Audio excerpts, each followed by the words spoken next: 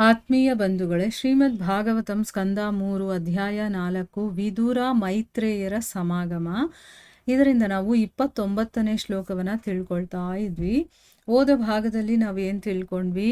ಭಗವಂತ ರೂಪವನ್ನ ಬಿಟ್ಟ ಅಂತಂದಿದ ತಕ್ಷಣ, ಅಂದ್ರೆ ಈ ದೇಹವನ್ನ ಬಿಟ್ಟ ಅಂದಿದ ತಕ್ಷಣ ಅವರು ತನ್ನ ದೇಹವನ್ನೇ ಬಿಟ್ಬಿಟ್ಟ ಅಂತ ಅನ್ಕೊಳ್ತಾರೆ. ಆದರೆ ಅಲ್ಲಿ ಹೇಳುವಂಥ ಅರ್ಥ ಏನು? ಅವನು ಅದ್ಭುತವಾದಂತಹ ವಿರಾಟ್ ರೂಪವನ್ನು ಬಿಡ್ತಾನೆ ಹೊರತು ತನ್ನ ಸಚ್ಚಿದಾನಂದ ರೂಪವನ್ನು ಅವನು ಬದಲಾಯಿಸೋದಿಲ್ಲ ಅನ್ನೋದನ್ನ ತಿಳ್ಕೊಂಡ್ವಿ. ಆದರೆ ಯಾರು ಭಕ್ತರಲ್ಲದೆ ಇರ್ತಾರೋ ಅವರು ಬೇಕು ಅಂತಾನೆ ವಿವಾದಗಳನ್ನು ಸೃಷ್ಟಿ ಮಾಡ್ತಾರೆ. ಅದು ಯಾಕೆ ಹಿಂಗೆ, ಇದು ಸರಿಯಲ್ಲ, ಅದು ಹೀಗೆ ಹಾಗೆ ಅಂತಂದ್ಬಿಟ್ಟು ಅವ್ರಿಗೆ ಭಗವಂತನ ಬಗ್ಗೆ ಏನೂ ಸರಿಯಾಗಿ ಗೊತ್ತಿರೋದಿಲ್ಲ. ಆದರೂ ಕೂಡ ಅವರು ವಿವಾದಗಳನ್ನು ಮಾಡೋದಕ್ಕೆ ಬರ್ತಾರೆ. ಅವರು ಅಪಕ್ವ ಜೀವಿಗಳು, ಅಂದರೆ ವಂಚಕ ಪ್ರವೃತ್ತಿ ಇರುವಂಥ ಜೀವಿಗಳೇನೆ ಈ ರೀತಿಯ ವಿವಾದಗಳನ್ನು ಮಾಡೋದು ಅನ್ನೋದನ್ನು ತಿಳ್ಕೊಂಡ್ವಿ. ಈಗ ಮುಂದುವರೆದು ಏನು ಹೇಳ್ತಾರೆ ಅಂತ ನೋಡೋಣ. ನಾವು ಈಗ ಇದನ್ನು ಪ್ರತ್ಯಕ್ಷ ಅನುಭವದಲ್ಲೂ ಕಾಣುತ್ತೇವೆ. ವಿವಿಧ ದೇವಾಲಯಗಳಲ್ಲಿ ಭಕ್ತರು ಭಗವಂತನ ದಿವ್ಯ ರೂಪವನ್ನು ಪೂಜಿಸುತ್ತಾರೆ. ದೇವಾಲಯದಲ್ಲಿರುವ ವಿಗ್ರಹದ ರೂಪವು ಭಗವಂತನ ರೂಪದಿಂದ ಅಭಿನ್ನವಾದುದೆಂದು ಭಗವದ್ ಭಕ್ತರೆಲ್ಲರೂ ವಸ್ತುತಃ ಅರಿತಿರುತ್ತಾರೆ. ಭಗವಂತನ ಅಂತರಂಗ ಶಕ್ತಿಯ ಈ ಅಚಿಂತ್ಯ ಕಾರ್ಯವು ಭಗವದ್ಗೀತೆಯಲ್ಲಿ ಹೀಗೆ ವರ್ಣಿತವಾಗಿದೆ. ನಾಹಂ ಪ್ರಕಾಶ ಸರ್ವಸ್ಯ ಯೋಗಮಾಯಾ ಸಮಾವೃತಃ. ಎಲ್ಲರ ಕಣ್ಣಿಗೆ ಕಾಣದಿರುವ ಅಧಿಕಾರವನ್ನು ಶ್ರೀಕೃಷ್ಣನು ಕಾಯ್ದಿರಿಸಿಕೊಂಡಿದ್ದಾನೆ. ಅಂದರೆ ಇಲ್ಲಿ ಗುರುಗಳು ಹೇಳ್ತಾ ಇದ್ದಾರೆ, ಈ ರೀತಿಯ ಜನಗಳು ಇದ್ದಾರೆ ಅನ್ನೋದನ್ನ ನಾವು ಪ್ರತ್ಯಕ್ಷವಾಗಿ ನಮ್ಮ ಅನುಭವದಲ್ಲೂ ಕಾಣ್ತಾ ಇದ್ದೀವಿ. ಅಂದರೆ ನಾವು ಕೂಡ ನೋಡ್ತಾ ಇರ್ತೀವಿ. ಈಗ ಬೇರೆ ಬೇರೆ ದೇವಾಲಯಗಳಲ್ಲಿ ಭಕ್ತರು ಏನು ಮಾಡ್ತಾರೆ? ಭಗವಂತನ ಬೇರೆ ಬೇರೆ ರೂಪವನ್ನು ಇಟ್ಟು ಆರಾಧನೆ ಮಾಡ್ತಾರೆ, ಪೂಜಿಸ್ತಾರಲ್ವಾ. ದೇವಾಲಯದಲ್ಲಿರುವಂಥ ವಿಗ್ರಹದ ರೂಪ ಇದೆಯಲ್ಲ, ಅದು ಮತ್ತು ಭಗವಂತನ ರೂಪ ಎರಡೂ ಅಭಿನ್ನ ಅನ್ನೋದು ಭಗವದ್ ಭಕ್ತರಿಗೆ ಗೊತ್ತಿರುತ್ತೆ. ಇಲ್ಲ ಅಂದರೆ ಅವ್ರು ಯಾಕೆ ದೇವಸ್ಥಾನಕ್ಕೆ ಹೋಗಿ ಪೂಜೆ ಮಾಡ್ತೀವಿ, ಸೇವೆ ಮಾಡ್ತೀವಿ? ಅದು ಸ್ವಯಂ ಭಗವಂತ ಅಂತಾನೆ ಅಲ್ವಾ. ಭಗವಂತ ಎಲ್ಲ ಕಡೆ ಸ್ವಯಂ ಬಂದಿರೋಕ್ಕಾಗಲ್ಲ ಅಂದ್ಬಿಟ್ಟೇನೆ ಅವನು ತನ್ನದೇ ಆದಂಥ ಅರ್ಚಾ ವಿಗ್ರಹದ ರೂಪದಲ್ಲಿ ಬಂದು ನಮ್ಮ ಮುಂದೆ ನಿಂತಿದ್ದಾನೆ. ನನಗೆ ನೀವು ಭಕ್ತಿ ಮಾಡಿ, ಪೂಜೆ ಮಾಡಿ, ನಿಮ್ಮ ಮನಸ್ಸಲ್ಲಿ ಏನಿದೆಯೋ ಆ ಸೇವೆಯನ್ನು ಈ ಒಂದು ಅರ್ಚಾ ವಿಗ್ರಹದ ರೂಪದಲ್ಲಿ ಮಾಡಿ ಅಂತಂದ್ಬಿಟ್ಟು ನಿಜವಾಗ್ಲೂ ಭಕ್ತಿ ಯಾರಲ್ಲಿ ಇರುತ್ತೋ ಅವ್ರಿಗೆ ಈ ಅನುಭವಗಳಾಗಿರುತ್ತೆ. ಆ ವಿಗ್ರಹದಲ್ಲೂ ಕೂಡ ಭಗವಂತ ಹೇಗೆ ನಮ್ಮ ಜೊತೆ ಸ್ಪಂದನೆ ಮಾಡ್ತಾನೆ ಅಂತಂದ್ಬಿಟ್ಟು ಇದರ ಎಕ್ಸ್ಪೀರಿಯನ್ಸ್ ನನಗೂ ಕೂಡ ಆಗಿದೆ. ಅದರಿಂದನೇ ನಾನು ಹೇಳ್ತಾ ಇದ್ದೀನಿ. ಏನು ಅಂತಂದರೆ, ವಿಗ್ರಹ ಅಂತ ಯಾವತ್ತೂ ತಿಳ್ಕೊಬೇಡಿ ಅದನ್ನು. ಅದು ಸ್ವಯಂ ಭಗವಂತನೇ. ನಾವು ಎಷ್ಟು ಆ ವಿಗ್ರಹಕ್ಕೆ, ಆ ಭಗವಂತನಿಗೆ ಪ್ರೀತಿ ತೋರಿಸ್ತೀವೋ ಅಷ್ಟೇ ಆ ವಿಗ್ರಹದ ಮೂಲಕನೇ ನಮ್ಮ ಜೊತೆಗೆ ಇಂಟ್ರ್ಯಾಕ್ಟ್ ಮಾಡ್ತಾನೆ.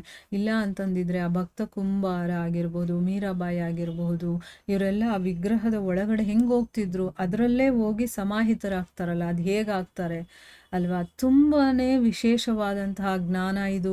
ಇದು ನಮಗೆ ಅನುಭವ ಆದಾಗ ಗೊತ್ತಾಗುತ್ತೆ ಇದರ ವಿಶೇಷತೆ ಏನು ಅಂತಂದ್ಬಿಟ್ಟು. ಅಲ್ಲಿವರೆಗೂ ಏನೋ ಹೇಳ್ತಾರೆ ಇವರು ಅಂತ ಅನಿಸುತ್ತೆ. ಆದರೆ ಯಾವಾಗ ನಮಗೇ ಅದರ ಅನುಭವ ಆಗುತ್ತೋ ಆಗ ಅದರ ಸವಿ ಏನು, ಅದರ ರುಚಿ ಏನು, ಅದು ಹೇಗಿರುತ್ತೆ ಅದೆಲ್ಲ ಅನುಭವಿಸ್ಬೇಕು ಅಂತಂದರೆ ನಿಜವಾಗ್ಲೂ ನಾವು ಪುಣ್ಯ ಮಾಡಿದ್ರೇ ನಮಗೆ ಸಿಗೋದು. ಆ ವಿಗ್ರಹದಲ್ಲಿ ಸಿಗುವಂಥ ಆನಂದ ಇದೆಯಲ್ಲ, ಮತ್ತು ಈ ಗ್ರಂಥಗಳಲ್ಲಿ ಒಂದು ಆನಂದ ಸಿಗುತ್ತೆ. ಆ ಗ್ರಂಥಗಳಲ್ಲಿ ಭಗವಂತನ ಇರುವಿಕೆ ನಮಗೆ ಅನುಭವ ಆಗುತ್ತೆ. ಅಲ್ಲಿ ಸ್ವಯಂ ಅವನೇ ಕುಣಿತಾ ಇದ್ದಾನೆ ಈ ಶಬ್ದಗಳ ರೂಪದಲ್ಲಿ ಅನ್ನುವಂಥ ಒಂದು ಭಾವ ನಮಗೆ ಬರುತ್ತೆ. ಆ ರೀತಿ ಪ್ರೀತಿಸ್ಬೇಕು ಭಗವಂತನನ್ನು. ಸುಮ್ಮನೆ ಅಲ್ಲ ಭಕ್ತಿ ಅನ್ನೋದು, ಅದರಲ್ಲಿ ಒಂದು ವಿಶೇಷವಾದ ಆನಂದ ಇದೆ. ಇಲ್ಲ ಅಂತಂದರೆ ಎಲ್ಲ ಮನೆ ಮಠ ಎಲ್ಲ ಬಿಟ್ಟು ಯಾರೂ ಭಗವಂತನ ಹಿಂದೆ ಹೋಗೋದಿಲ್ಲ ಅಲ್ವಾ. ಅವನು ಸಚ್ಚಿದಾನಂದ ಆಗಿರೋದ್ರಿಂದನೇ ಆ ಸಚ್ಚಿದಾನಂದ ಅದರ ಅನುಭವ ಏನು ಅನ್ನೋದು ನಮಗೆ ಗೊತ್ತಾಗತ್ತೆ. ಸೊ ಈ ವಿಚಾರದ ಬಗ್ಗೆ ಭಗವದ್ಗೀತೆನಲ್ಲಿ 7ನೇ ಅಧ್ಯಾಯ 25ನೇ ಶ್ಲೋಕದಲ್ಲಿ ಭಗವಂತ ಹೇಳಿದ್ದಾನೆ. ಏನು ಅಂತಂದರೆ, ತನ್ನ ಅಂತರಂಗ ಶಕ್ತಿಯ ಒಂದು ಅಚಿಂತ್ಯ ಕಾರ್ಯ ಹೇಗೆ ನಡೆಯುತ್ತೆ, ಯಾಕೆ ಅಂತಂದರೆ ಎಲ್ಲರ ಕಣ್ಣಿಗೆ ನಾನು ಕಾಣಿಸ್ಕೊಳ್ಬಾರ್ದು ಅನ್ನುವಂಥ ಅಧಿಕಾರ ಶ್ರೀಕೃಷ್ಣ ಕಾಯ್ದಿರಿಸ್ಕೊಂಡಿರ್ತಾನೆ. ಅಂದರೆ ಅವನಿಗಿಷ್ಟ ಬಂದವರಿಗೆ ತಾನಿರೋದನ್ನು ತೋರಿಸ್ಕೊಳ್ತಾನೆ, ತಾನು ಭಗವಂತ ಅನ್ನೋದನ್ನು ತೋರಿಸ್ಕೊಳ್ತಾನೆ. ಆ ರೀತಿ ಇರ್ತಾನೆ. ಯಾರಿಗಿಷ್ಟನೋ ಅವ್ರಿಗೆ ತೋರಿಸ್ಕೊಳ್ತಾನೆ ಎಲ್ಲರ ಮುಂದೆ. ನೋಡಿ, ಈಗ ಭಗವಂತ ನಿಂತಿದ್ರು ಕೂಡ ಕೆಲವರಿಗೆ ಮಾತ್ರ ಅವನು ಕಾಣಿಸ್ಕೊಳ್ತಾನೆ, ಕೆಲವರಿಗೆ ಕಾಣಿಸ್ಕೊಳ್ಳೋದಿಲ್ಲ. ಅದು ಅಂತರಂಗ ಶಕ್ತಿಯ ಮೂಲಕ ಆ ಕೆಲಸ ನಡೆಯುತ್ತೆ.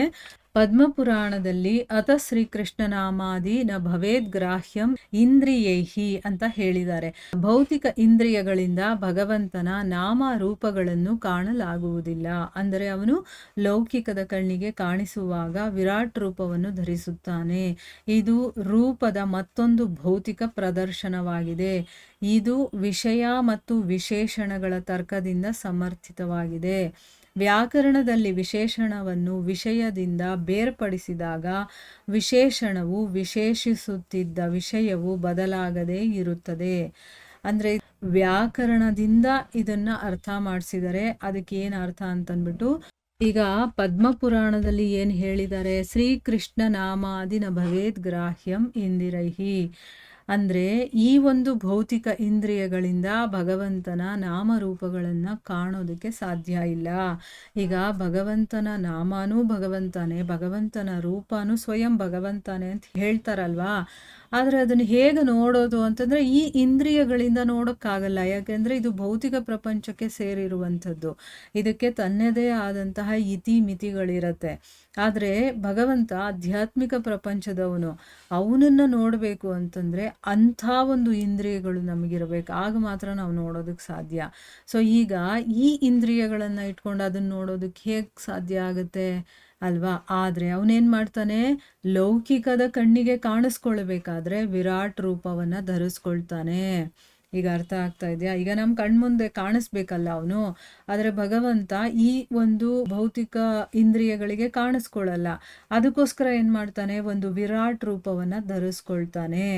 ಇದು ರೂಪದ ಇನ್ನೊಂದು ಭೌತಿಕ ಪ್ರದರ್ಶನ. ಈಗ ಅರ್ಜುನನಿಗೆ ಕಾಣಿಸಿದಂಥ ವಿರಾಟ್ ರೂಪ ಬೇರೆ ಆಯಿತು. ಈಗ ನಮ್ಮ ಕಣ್ಣು ಮುಂದೆ ಕಾಣಿಸ್ಕೊಳ್ಳೋದಕ್ಕೆ ವಿರಾಟ್ ರೂಪವನ್ನು ಧರಿಸ್ತಾನಲ್ಲ, ಅದು ಬೇರೆ ಆಯಿತು. ಇದೆಲ್ಲ ಭೌತಿಕ ಪ್ರಪಂಚದಲ್ಲಿ ನಮ್ಮ ಕಣ್ಣಿಗೆ ಕಾಣಿಸ್ಕೊಳ್ಳೋದಕ್ಕೋಸ್ಕರ ಇರುವಂಥದ್ದು. ಇದು ವಿಷಯ ಮತ್ತು ವಿಶೇಷಣದ ತರ್ಕದಿಂದ ಸಮರ್ಥಿತವಾಗಿದೆ. ಅಂದ್ರೇನು, ವಿಷಯ ಮತ್ತು ವಿಶೇಷಣ ಇದು ವ್ಯಾಕರಣದಲ್ಲಿ ಬರುವಂಥ ವಿಚಾರ. ಯಾರಿಗೆ ವ್ಯಾಕರಣ ಗೊತ್ತಿರುತ್ತೋ ಅವ್ರಿಗೆ ನೀಟಾಗಿ ಅರ್ಥ ಆಗುತ್ತೆ.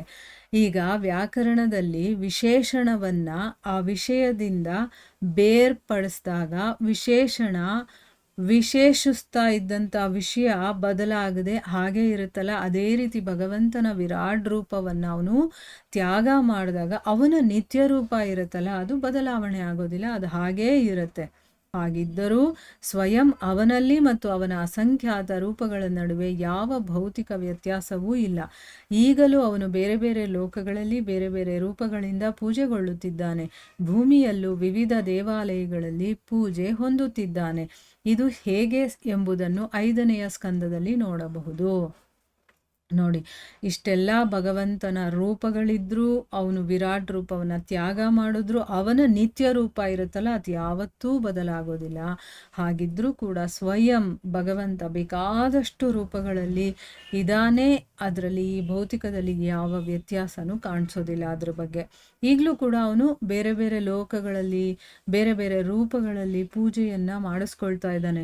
ಈಗ ಈ ಒಂದು ಭೂಗ್ರಹದಲ್ಲಿ ಮಾತ್ರ ನಾವು ಭಗವಂತನ ರೂಪಗಳನ್ನು ನೋಡೋದಲ್ಲ, ಬೇರೆ ಬೇರೆ ಗ್ರಹಗಳಿದೆ, ಬೇರೆ ಬೇರೆ ಲೋಕಗಳಿದೆ, ಅಲ್ಲೆಲ್ಲಾನು ಕೂಡ ಭಗವಂತ ಬೇರೆ ಬೇರೆ ರೂಪದಲ್ಲಿ ಪೂಜೆಯನ್ನು ಮಾಡಿಸ್ಕೊಳ್ತಾ ಇದ್ದಾನೆ. ಅಂದರೆ ಈ ಭೂಲೋಕದಲ್ಲೂ ಕೂಡ ನಾವು ದೇವಾಲಯಗಳಲ್ಲಿ ಬೇಕಾದಷ್ಟು ರೂಪಗಳಿರುವಂಥ ಭಗವಂತನ ವಿಗ್ರಹಗಳನ್ನು ನೋಡ್ತೀವಿ. ಬೇರೆ ಬೇರೆ ರೂಪದಲ್ಲಿದ್ದಾನೆ, ಬೇರೆ ಬೇರೆ ಆಕಾರದಲ್ಲಿದ್ದಾನೆ, ಬೇರೆ ಬೇರೆ ಧಾತುವಿನಿಂದ ಇದ್ದಾನೆ ಅಲ್ವಾ. ಆ ರೀತಿಯೆಲ್ಲ ಪೂಜೆ ಮಾಡಿಸ್ಕೊಳ್ತಾ ಇದ್ದಾನೆ. ಇದು ಎಲ್ಲ ಹೇಗೆ ಆಗುತ್ತೆ ಅನ್ನೋದನ್ನು 5ನೇ ಸ್ಕಂದದಲ್ಲಿ ವಿವರವಾಗಿ ಹೇಳಿದ್ದಾರೆ. ಆಗ ಅದನ್ನು ನಾವು ಅಲ್ಲಿ ಅರ್ಥ ಮಾಡಿಕೊಳ್ಳೋಣ. ಶ್ರೀಲ ಜೀವಗೋಸ್ವಾಮಿ ಮತ್ತು ಶ್ರೀಲ ವಿಶ್ವನಾಥ ಚಕ್ರವರ್ತಿ ಠಾಕೂರರು ತಮ್ಮ ವ್ಯಾಖ್ಯಾನಗಳಲ್ಲಿ ಶ್ರೀಕೃಷ್ಣನ ಈ ಅಂತರ್ಧಾನದ ಘಟನೆಯನ್ನು ವಿಸ್ತಾರವಾಗಿ ವಿವರಿಸುತ್ತಾರೆ. ವೇದ ಸಾಹಿತ್ಯಗಳ ಅಧಿಕೃತ ಉಲ್ಲೇಖಗಳನ್ನು ನೀಡುತ್ತಾರೆ. ಈ ಗ್ರಂಥದ ಗಾತ್ರವನ್ನು ತಪ್ಪಿಸಲು ಉದ್ದೇಶಪೂರ್ವಕವಾಗಿ ಅವನ್ನು ನಾವಿಲ್ಲಿ ಸೇರಿಸಿಲ್ಲ. ಅಂದರೆ ಅರ್ಥ ಏನು, ಇಲ್ಲಿ ಗುರುಗಳು ಹೇಳ್ತಾ ಇದ್ದಾರೆ, ಶ್ರೀಲ ಜೀವಗೋಸ್ವಾಮಿಗಳು ಮತ್ತು ಶ್ರೀಲ ವಿಶ್ವನಾಥ ಚಕ್ರವರ್ತಿ ಠಾಕೂರರು ತಾವು ಬರೆದಿರುವಂತಹ ವ್ಯಾಖ್ಯಾನಗಳಲ್ಲಿ, ಅಂದರೆ ಭಗವಂತನ ಬಗ್ಗೆ ಈ ಭಾಗವತದ ಬಗ್ಗೆ ವ್ಯಾಖ್ಯಾನಗಳನ್ನು ಬರೆದಿದ್ದಾರಲ್ಲ, ಅದರ ಬಗ್ಗೆ ಶ್ರೀಕೃಷ್ಣನ ಅಂತರ್ಧಾನವಾಗಿರುವಂಥ ಘಟನೆಯ ಬಗ್ಗೆ ವಿಸ್ತಾರವಾಗಿ ವಿವರಣೆಯನ್ನು ಮಾಡಿದ್ದಾರೆ. ವೇದ ಸಾಹಿತ್ಯಗಳ ಅಧಿಕೃತವಾದಂತಹ ಉಲ್ಲೇಖನಗಳನ್ನು ನೀಡ್ತಾರೆ. ಅಂದರೆ ಏನು, ಇದನ್ನು ಬಿಟ್ಟು ಬೇರೆದೇ ಲೆವೆಲಲ್ಲಿ ನಾವು ಯೋಚನೆ ಮಾಡಬೇಕಾಗತ್ತೆ. ಅಂತ ಭಕ್ತಿಗೆ ಸಂಬಂಧಪಟ್ಟಂತಹ ಉನ್ನತ ವಿಚಾರಗಳನ್ನು ಅವರು ಹೇಳ್ತಾರೆ. ಆದರೆ ಇಲ್ಲಿ ಗುರುಗಳು ಇದು ಆಲ್ರೆಡಿ ಈಗ ನೋಡಿ ಭಾಗವತ 11-12 ಸ್ಕಂದದಲ್ಲಿದೆ. ಅದನ್ನೆಲ್ಲ ಎಕ್ಸ್ಪ್ಲೇನ್ ಮಾಡಕ್ಕೆ ಹೋದರೆ ಇನ್ನೂ ಸ್ವಲ್ಪ ದೊಡ್ಡದಾಗತ್ತೆ ಗ್ರಂಥ, ಇನ್ನೂ ಜಾಸ್ತಿ ಆಗುತ್ತೆ ಅನ್ನುವಂಥ ಕಾರಣದಿಂದ ಗ್ರಂಥದ ಗಾತ್ರವನ್ನು ತಪ್ಪಿಸೋದಕ್ಕೋಸ್ಕರ, ಅಂದರೆ ಇದನ್ನು ಸ್ವಲ್ಪ ಚಿಕ್ಕದಾಗಿ ಹೇಳಬೇಕು ಅನ್ನೋದಕ್ಕೋಸ್ಕರ ಉದ್ದೇಶಪೂರ್ವಕವಾಗಿ ನಾನು ಅದನ್ನೆಲ್ಲ ಇಲ್ಲಿ ಸೇರಿಸ್ಕೊಂಡಿಲ್ಲ ಅಂತಂದ್ಬಿಟ್ಟು ಇಲ್ಲಿ ಗುರುಗಳು ಹೇಳ್ತಾ ಇದ್ದಾರೆ. ನಮ್ಗಷ್ಟು ಆಸಕ್ತಿ ಏನಾದರೂ ಇದ್ರೆ ಗೋಸ್ವಾಮಿಗಳು ಚಕ್ರವರ್ತಿ ಠಾಕೂರರು ಬರೆದಿರುವಂತಹ ಅವರ ವ್ಯಾಖ್ಯಾನಗಳನ್ನು ಓದಿ ನಾವು ತಿಳ್ಕೊಬೋದು. ಮೇಲೆ ಉಲ್ಲೇಖಿಸಿದಂತೆ ಪೂರ್ಣ ವಿಚಾರವನ್ನು ಭಗವದ್ಗೀತೆಯಲ್ಲಿ ವಿವರಿಸಲಾಗಿದೆ. ಶ್ರೀಕೃಷ್ಣನು ಎಲ್ಲರ ಕಣ್ಣಿಗೆ ಕಾಣದಿರುವ ಅಧಿಕಾರವನ್ನು ಕಾಯ್ದಿರಿಸಿಕೊಂಡಿದ್ದಾನೆ. ಪ್ರೇಮ ಮತ್ತು ಭಕ್ತಿರಹಿತರಾದ ಭಕ್ತರಲ್ಲದವರಿಗೆ ಅವನು ಅಗೋಚರನಾಗಿರುತ್ತಾನೆ. ಹಾಗೆಯೇ ಅವರು ಭಗವಂತನಿಂದ ಇನ್ನಷ್ಟು ದೂರ ಸರಿಯುತ್ತಾರೆ. ನೋಡಿ ಇಲ್ಲಿ ಏನು ಹೇಳಿದ್ದಾರೆ ಅಂದರೆ, ಈ ವಿಚಾರಗಳನ್ನೆಲ್ಲ ಭಗವದ್ಗೀತೆಯಲ್ಲಿ ಭಗವಂತ ಸಂಪೂರ್ಣವಾಗಿ ವಿವರಣೆ ಮಾಡಿದ್ದಾನೆ. ಅದನ್ನು ವ್ಯಾಖ್ಯಾನ ಬರೆದಿದ್ದಾರಲ್ಲ ಗುರುಗಳು, ಅದರಲ್ಲೂ ಕೂಡ ಕಂಪ್ಲೀಟಾಗಿ ವಿವರಣೆ ಮಾಡಿದ್ದಾರೆ. ಕೃಷ್ಣ ಎಲ್ಲರ ಗಣ್ಣಿಗೆ ಕಾಣಿಸ್ಕೊಳ್ಳೋದಿಲ್ಲ. ಅವನಿಗೆ ಯಾರು ಬೇಕೋ, ಅಂದರೆ ಆ ಅಧಿಕಾರ ಅವನಿಗೆ ಇಷ್ಟ, ಅದು ಯಾರ ಕಣ್ಣಿಗೆ ಕಾಣಿಸ್ಕೊಳ್ಬೇಕು ಅಂತ ಅವನಿಗನ್ಸುತ್ತೋ ಅವರ ಕಣ್ಣಿಗೆ ಮಾತ್ರ ಅವನು ಕಾಣಿಸ್ಕೊಳ್ತಾನೆ. ಪ್ರೇಮ ಮತ್ತು ಭಕ್ತಿರಹಿತರಾದಂತಹ ಭಕ್ತರಲ್ಲದೆ ಇರುವಂಥವ್ರಿಗೆ ಅವನು ಅಗೋಚರನಾಗಿರ್ತಾನೆ. ಅಂಥವ್ರು ಏನು ಮಾಡ್ತಾರೆ, ಈಗ ಭಗವಂತ ಕಾಣಿಸ್ಕೊಳ್ಳಲ್ಲ ಅಂದಮೇಲೆ ಅವ್ರು ಇನ್ನೂ ದೂರ ದೂರ ದೂರ ಹೋಗ್ತಾ ಇರ್ತಾರೆ. ಈಗ ದುರ್ಯೋಧನನ ವಿಚಾರದಲ್ಲಿ ಆಯ್ತಲ್ವಾ, ಪಾಂಡವರು ಕೌರವರು ಅಲ್ಲೇ ಇದ್ದರು, ಭಗವಂತ ಅವ್ರ ಮುಂದೆನೇ ಇದ್ದ. ಆದರೆ ಇವರು ಅವನನ್ನು ಭಗವಂತ ಅಂತ ನೋಡ್ತಾ ಇದ್ರು, ಯಾಕಂದರೆ ಅವ್ರ ಕಣ್ಣಿಗೆ ಆ ರೀತಿ ಕಾಣಿಸ್ಕೊಳ್ತಾ ಇದ್ದ. ಆದರೆ ದುರ್ಯೋಧನಾದಿಗಳಿಗೆ ಅವನು ಸಾಮಾನ್ಯ ಒಬ್ಬ ಮನುಷ್ಯನ ಹಾಗೆ ಕಾಣಿಸ್ತಾ ಇದ್ದ. ಅವ್ರಿಗೆ ಆ ರೀತಿ ಅವನು ಕಾಣಿಸ್ಕೊಳ್ತಾನೆ, ಯಾಕಂದರೆ ಅವರಲ್ಲಿ ಭಕ್ತಿನೂ ಇರಲಿಲ್ಲ, ಪ್ರೀತಿನೂ ಇರಲಿಲ್ಲ. ಸೊ ಅವ್ರು ಭಕ್ತರಲ್ಲ ಅಂತಂದಮೇಲೆ ಅವ್ರಿಗೆ ಕಾಣಿಸ್ಕೊಳ್ಳೋದಕ್ಕೆ ಅವ್ನಿಗೆ ಇಷ್ಟ ಆಗೋದಿಲ್ಲ. ಸೊ ಅವ್ರೇನಾಯಿತು, ಬರ್ತಾ ಬರ್ತಾ ಬರ್ತಾ ಇನ್ನೂ ದೂರ ಹೋಗ್ತಾ ಇದ್ರೆ ಹೊರತು ಭಗವಂತನಿಂದ ಅವರು ಭಗವಂತನಿಗೆ ಹತ್ರ ಆಗೋದಕ್ಕೆ ಆಗಲೇ ಇಲ್ಲ. ಬ್ರಹ್ಮನು ಕ್ಷೀರೋದಕಶಾಹಿ ವಿಷ್ಣುವಿನ ಮುಂದೆ ಪ್ರಾರ್ಥಿಸಿದ್ದರಿಂದ ಅವನ ಕರೆಯಂತೆ ಭಗವಂತನು ಪ್ರತ್ಯಕ್ಷನಾದನು. ಭಗವಂತನು ಪ್ರತ್ಯಕ್ಷನಾದಾಗ ವಿಷ್ಣುವಿನ ಎಲ್ಲ ರೂಪಗಳು ಅವನಲ್ಲಿ ಐಕ್ಯವಾದವು. ಉದ್ದೇಶಿತ ಕಾರ್ಯವು ಪೂರ್ಣವಾದ ಕೂಡಲೇ ಅವೆಲ್ಲವೂ ಸಹಜ ಮಾರ್ಗದಲ್ಲಿ ಅವನಿಂದ ವಿಘಟಿತವಾದವು. ಅಂದರೆ ಯಾವಾಗ ಬ್ರಹ್ಮ ಕ್ಷೀರೋದಕಶಾಹಿ ವಿಷ್ಣುವಿನ ಮುಂದೆ ಹೋಗಿ ಪ್ರಾರ್ಥನೆ ಮಾಡ್ಕೊಳ್ತಾನೋ ಆಗ ಭಗವಂತ ಪ್ರತ್ಯಕ್ಷನಾಗ್ತಾನೆ. ಭಗವಂತ ಪ್ರತ್ಯಕ್ಷನಾದಾಗ ವಿಷ್ಣುವಿನ ಎಲ್ಲ ರೂಪಗಳು ಕೂಡ ಅವನಲ್ಲಿ ಬಂದು ಐಕ್ಯವಾಗುತ್ತೆ. ಅಂದರೆ ಅವನು ಎಲ್ಲೇ ಇರಲಿ ಎಲ್ಲ ರೂಪಗಳು ಅವನಲ್ಲೇ ಇರುತ್ತೆ ಅಂತ ಅರ್ಥ. ಉದ್ದೇಶಿತ ಕಾರ್ಯ ಅಂದರೆ ಅವನು ಅಂದ್ಕೊಂಡಿದ್ದ ಕೆಲಸ ಮುಗಿದ ಮೇಲೆ ಅದೆಲ್ಲವೂ ಕೂಡ ಅವನ ಸಹಜ ಮಾರ್ಗದಲ್ಲಿ ಅವನಿಂದ ವಿಘಟಿತವಾಯಿತು. ಅಂದರೆ ಅವು ಎಲ್ಲೆಲ್ಲಿರಬೇಕೋ ಅಲ್ಲಲ್ಲಿಗೆ ಹೊರಟೋಗುತ್ತೆ. ಅಂದರೆ ಭಗವಂತ ಎಲ್ಲಿ ಬರ್ತಾನೋ ಅಲ್ಲಿ ಸಂಪೂರ್ಣವಾಗಿ ಅವನು ಅಲ್ಲಿರ್ತಾನೆ. ಆ ಕೆಲಸ ಮುಗಿದ ಮೇಲೆ ತನ್ನ ಸ್ಥಾನಕ್ಕೆ ಅವನು ವಾಪಸ್ ಹೊರಟೋಗ್ತಾನೆ.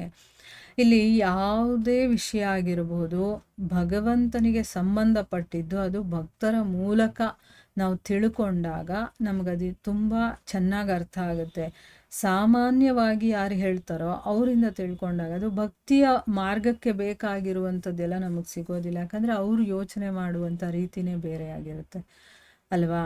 ಅದಕ್ಕೋಸ್ಕರನೇ ಭಗವತ್ ಭಕ್ತರು ಇರ್ತಾರಲ್ಲ ಅಂಥವರ ವ್ಯಾಖ್ಯಾನಗಳನ್ನು ನಾವು ಓದಬೇಕು. ಮತ್ತು ಭಗವಂತ ಅವನ ಕೃಪೆ ನಮಗೆ ಬೇಕು, ಅವನ ಒಂದು ದಯೆ ನಮಗೆ ಬೇಕು, ಕರುಣೆ ನಮಗೆ ಬೇಕು ಅಂತಂದ್ಬಿಟ್ಟು ನಾವು ಯಾಕೆ ಬೇಡ್ಕೊಳ್ತೀವಿ ಅಂತಂದರೆ, ಅವನ ಕೃಪೆ ಎಲ್ಲಿವರೆಗೂ ಆಗೋದಿಲ್ವೋ ಅಲ್ಲಿವರೆಗೂ ಅವನನ್ನು ನಾವು ನೋಡೋದಕ್ಕೆ ಸಾಧ್ಯನೇ ಇಲ್ಲ. ಅಥವಾ ಅವನ ಬಗ್ಗೆ ಕೇಳೋದಕ್ಕಾಗಿರ್ಬೋದು, ಅವನ ಬಗ್ಗೆ ಓದೋದಕ್ಕಾಗಿರ್ಬೋದು, ಯಾವುದೂ ನಮಗಾಗೋದಿಲ್ಲ. ಅದಕ್ಕೆ ಭಗವಂತನ ವಿಷಯದಲ್ಲಿ ನಾವು ತುಂಬ ಎಚ್ಚರಿಕೆಯಿಂದ ಇರಬೇಕು. ಯಾಕೆ ಅಂತಂದರೆ ಭಗವಂತನ ಕೃಪೆಯನ್ನು ಪಡ್ಕೊಂಡ್ಬಿಟ್ವಿ ಅಂತಂದರೆ ನಮ್ಮ ಜೀವನ ಉದ್ಧಾರ ಆಗುತ್ತೆ, ಇಲ್ಲ ಅಂತಂದರೆ ಆಗೋದಿಲ್ಲ. ಸೊ ಅವನ ಕರುಣೆ ನಮ್ಮ ಮೇಲೆ ಬಿದ್ದಿರೋದ್ರಿಂದನೇ ನಾವು ಭಾಗವತವನ್ನು ಕೇಳೋದಕ್ಕೆ, ಓದೋದಕ್ಕೆ, ಅರ್ಥ ಮಾಡ್ಕೊಳ್ಳೋದಕ್ಕೆ ಆಗ್ತಾ ಇರೋದು. ಸೊ ಅದಕ್ಕೋಸ್ಕರ ನಮ್ಮ ಒಂದು ಧನ್ಯವಾದಗಳನ್ನು ಗುರು ಗೋವಿಂದನಿಗೆ ಅರ್ಪಿಸೋಣ ಅಂತ ಹೇಳ್ತಾ ಇಲ್ಲಿಗೆ ನಾವು ನಿಲ್ಲಿಸೋಣ. ಹರೇ ಕೃಷ್ಣ.